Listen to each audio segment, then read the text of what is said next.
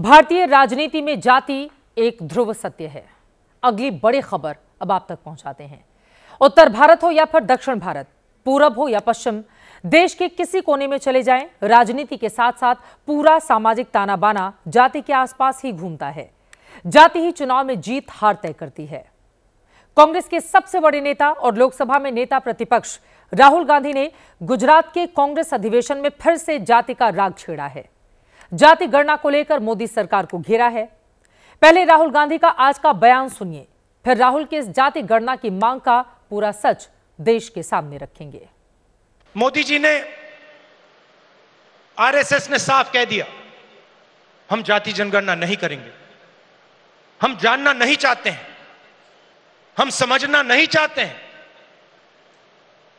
हम लोगों को बताना नहीं चाहते हैं कि इस देश में दलितों को, आदिवासियों को, पिछड़ों को, गरीब जनरल कास्ट को, माइनॉरिटीज को कितनी भागीदारी मिलती है, हम छुपाना चाहते हैं। और वहां मैंने सामने बोल दिया कि आप छुपाइए जितना छुपाना है। लोकसभा में, राज्यसभा में हम कानून पास करेंगे, आपके बिल्कुल सामने कानून पास करेंगे, जाति जनगणना यहीं से निकालेंगे। राहुल गांधी जाति जनगणना की मांग कर रहे हैं और उनकी ये मांग आज से नहीं है। पिछले कई महीनों से वो मोदी सरकार पर जातीय जनगणना के लिए लगातार दबाव बना रहे हैं। जबकि ये जानकर आप हैरान रह जाएंगे कि देश में जो आखिरी बार जातीय जनगणना हुई थी वो अंग्रेजों के जमाने में साल 1931 में हुई थी। उसी जनगणना के औसत के आधार पर कोई भी चैनल, अखबार या डिजिटल पोर्टल आपको राज्य, लोकसभा, जिलों की जातीय जानकारी देता है। सवाल तो यह है कि जो राहुल गांधी जातीय गणना की डिमांड मोदी सरकार से करते हैं, वो ये क्यों नहीं बताते कि देश में तो 50 साल से ज्यादा तक कांग्रेस पार्टी का ही राज रहा है। कांग्रेस ने आखिर अपने शासनकाल में जातीय जनगणना देश में क्यों नहीं करवाया? जनहित की रिसर्च टीम ने जातीय जनगणना के इतिहास को लेकर जो जानकारी जुटाई है उसके बारे में आपको जरूर जानना चाहिए। साल 1931 में जातीय गणना हुई जिसके आंकड़े जारी किए गए। साल 1941 में भी जातीय गणना हुई लेकिन आंकड़े जारी नहीं हुए। आजादी के बाद 1951 में पहली बार जनगणना हुई, तब जातियों में सिर्फ SC ST की ही गिनती की गई। इसके बाद साल 2011 तक सिर्फ SC ST का आंकड़ा ही सार्वजनिक हुआ। साल 1980 के बाद देश की राजनीति में जाति की सियासत शुरू हुई। उत्तर भारत में पिछड़े वर्ग के नेताओं का उभार हुआ और फिर पिछड़ी जाति के आरक्षण की मांग उठी। इस दौर में इंदिरा गांधी ने उस दौर का मशहूर नारा दिया था, न जात पर न पात पर, मोहर लगेगी हाथ पर। उस वक्त का इंदिरा गांधी का जाति के खिलाफ दिया भाषण आज भी वायरल होता है। असल में मेरा विश्वास जातिवाद में नहीं है। मैं तो चाहूंगी कि ये शब्द हम हटा दें अपने देश से। हम सब अपने को एक माने, इस महान देश के महान नागरिक अपनी कहीं को माने। तब जाति का विवाद इतना बढ़ गया कि 1970-80 में तत्कालीन सरकार ने BP मंडल की अध्यक्षता में पिछड़ा वर्ग आयोग बनाया। इसके बाद 1989 में जब देश में VP सिंह की सरकार थी, तब मंडल आयोग की सिफारिश लागू करके पिछड़ों को आरक्षण दिया गया। तब पिछड़ी जाति की संख्या का आधार 1931 की जनगणना को ही बनाया गया था। देश में साल 2004 से 2014 तक कांग्रेस के नेतृत्व में UPA की सरकार रही। इस दौरान 2011 में जनगणना कराई गई। उस वक्त लालू, मुलायम जैसे पिछड़ी जाति के नेताओं की मांग पर मनमोहन सरकार ने प्रणब मुखर्जी के नेतृत्व में कमेटी बनाई थी, जिसने देश में जाति जनगणना के पक्ष में सुझाव दिया। इसका नाम socio economic and caste census रखा गया था। इस पर 4,893 करोड़ रुपए का खर्च आया था। देश भर में जिलावार पिछड़ी जाति के लोगों को गिना गया, लेकिन इस गिनती का अब तक कोई अता पता नहीं है। बताया जाता है कि जातीय जनगणना का डेटा जमा करने के बाद सोशल जस्टिस मंत्रालय को सौंपा गया, लेकिन इसके बाद जो कैटेगरी बननी थी वो बन नहीं पाई। इन्हीं राहुल गांधी की पार्टी के राज में देश के टैक्स पेयर के करोड़ों रुपए खर्च करके जो जातीय गणना कराई गई थी वो ठंडे बस्ते में डाल दी गई। बीजेपी ये कहते हुए राहुल गांधी पर निशाना साध रही है कि राहुल ओबीसी तो करते हैं, लेकिन ओबीसी के लिए क्या किया जाना चाहिए ये उनको बताना होगा। मित्रों, ओबीसी बहुत करते हैं राहुल गांधी। पहले ये बताइए कि कांग्रेस पार्टी के सबसे उच्च के डिसीजन मेकिंग में ओबीसी को जगह है क्या? कि वहां पर बस आपकी माता जी, आप और आपकी बहन जी, यही तीन है ना? कोई ओबीसी है क्या? 2023 में जब कांग्रेस बिहार की सत्ता में नीतीश कुमार के साथ थी, तब वहां जातीय जनगणना के आंकड़े जारी किए गए थे। अभी तेलंगाना सरकार ने भी आंकड़े जारी किए हैं। कोई एक सेल्फ गोल हो तो फिर समझ में आता है, यहां तो गोल ही गोल है। कांग्रेस ने खुद को बदलने के लिए गुजरात में पार्टी का अधिवेशन किया। इस अधिवेशन से अगली जो खबर निकली है वो आपको चौंका देगी। कांग्रेस के अध्यक्ष मल्लिकार्जुन खड़गे ने इस अधिवेशन में ईवीएम को लेकर सरकार पर फिर हमला किया, फिर से सवाल उठाए हैं। पहले मल्लिकार्जुन खड़गे का आज का ईवीएम मंत्र सुने, फिर इसका भी सच देश के सामने रखेंगे। अरे आपने ऐसे टेक्निक बना लिए हैं कि जिससे आपको फायदा हो, अपोजिशन पार्टी को नुकसान हो, ऐसे टेक्नोलॉजी बनाकर अगर हमको हराना चाहते हैं तो आज नहीं कल इस देश के नौजवान उठेंगे और आपको हाथ पकड़ के ये कहेंगे हमको बैलेट पेपर होना चाहिए, ईवीएम नको।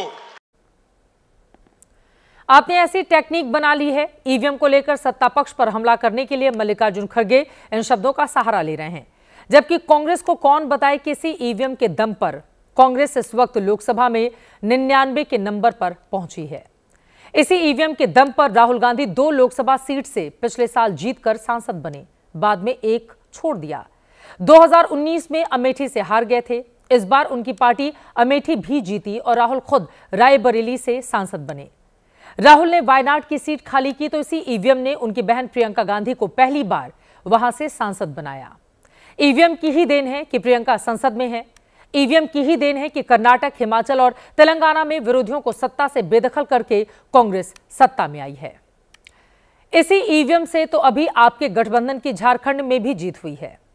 महाराष्ट्र में जनता ने आप पर भरोसा नहीं किया। काम जनता के बीच करने की जरूरत है। चुनाव आयोग भी कह चुका है कि ईवीएम में गड़बड़ी नहीं है। संवैधानिक संस्थाओं पर जब तक आप भरोसा नहीं करेंगे, तब तक आप देश का भरोसा नहीं जीत पाएंगे। इतना बड़ा अधिवेशन हुआ और प्रियंका गांधी जैसी बड़ी नेता वहां पर मौजूद नहीं रही। कारण जो भी रहा हो, इसको लेकर भी कई सवाल पूछे जा रहे हैं। लेकिन जब आप इस तरह के कार्यक्रम करते हैं तो फिर उनके लिए समय निकालना ही होता है, क्योंकि कार्यकर्ता, मीडिया, समर्थक सभी को इंतजार रहता है।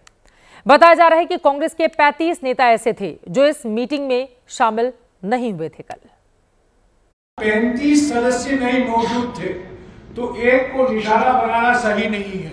35 सदस्य नहीं मौजूद थे। अब जरा बताइए, ऐसी लड़ाई लड़ी जाएगी बीजेपी से जो रोज मिशन मोड में काम करती है।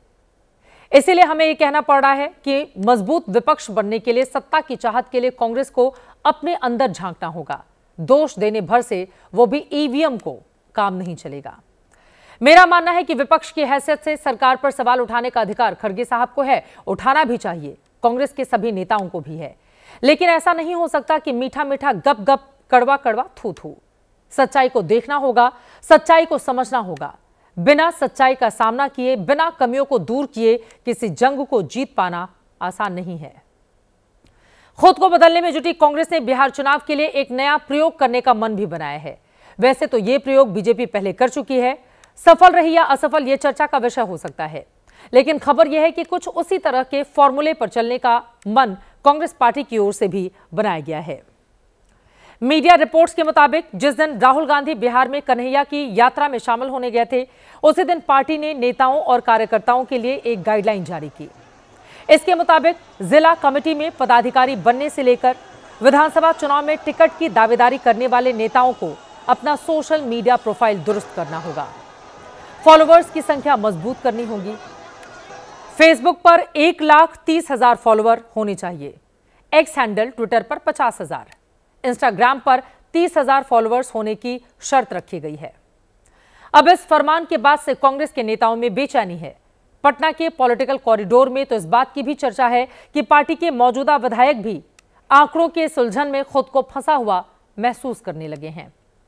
फिलहाल ये फरमान बिहार के लिए जारी किया गया है, जहां साल के अंत में यानी अक्टूबर-नवंबर के महीने में चुनाव होने हैं। जनहित की रिसर्च टीम ने बिहार के नेताओं के सोशल मीडिया प्रोफाइल को जब खंगालना शुरू किया तो मालूम चला है कि प्रदेश स्तर का ज्यादातर नेता इस क्राइटेरिया को फुलफिल करता हुआ दिखाई नहीं दे रहा है। कांग्रेस के पूर्व प्रदेश अध्यक्ष अखिलेश सिंह के एक्स हैंडल पर 27,000, कांग्रेस के मौजूदा अध्यक्ष विधायक राजेश कुमार के 4,516 फॉलोअर हैं। कांग्रेस विधायक दल के नेता शकील अहमद खान के 8,616, वजीरगंज के विधायक अवधेश सिंह के 1,042 हैं। राजा पाकड़ के विधायक प्रतिमा कुमारी के 3,090 ही फॉलोअर हैं। ये लोग बिहार की राजनीति में कांग्रेस के चर्चित चेहरे हैं। 19 में से ज्यादातर मौजूदा विधायकों का तो एक्स पर हैंडल ही नहीं है। फेसबुक पर इन नेताओं के फॉलोअर्स की संख्या इससे ज्यादा भले ही है, लेकिन वो भी मौजूदा 1,30,000 वाले टारगेट को पूरा नहीं करते। ऐसे में जिसका भी ये आइडिया है उसने बीजेपी से तो आइडिया कॉपी कर लिया, लेकिन अपने नेताओं का प्रोफाइल ठीक से चेक नहीं किया है। वैसे भी फेसबुक, एक्स, इंस्टाग्राम माहौल बनाने तक तो ठीक है, इसके आधार पर चुनाव लड़ना या फिर चुनाव लड़ने के लिए इसका बायोडेटा में शामिल करना कहीं से भी सफलता की गारंटी नहीं माना जा सकता। इसका जीता जागता उदाहरण अभिनेता एजाज खान है। अभी पिछले साल ही उन्होंने महाराष्ट्र की वर्सोवा सीट से विधानसभा का चुनाव लड़ा था। इनके फेसबुक पर 42 लाख फॉलोअर हैं, एक्स हैंडल पर 4 लाख, इंस्टाग्राम पर 57 लाख फॉलोअर्स हैं, लेकिन इनको वोट मिले 155, जो कि नोटा से भी कम था। मेरा यह मानना है कि प्रयोग करना खराब बात तो नहीं है। जब आप कमजोर पिच पर होते हैं तो प्रयोग करने में बुराई भी नहीं है, लेकिन यह देखना होगा कि जिनको लक्ष्य लेकर हम प्रयोग कर रहे हैं, क्या वो उस प्रयोग का बोझ बर्दाश्त करने की स्थिति में हैं या फिर नहीं है।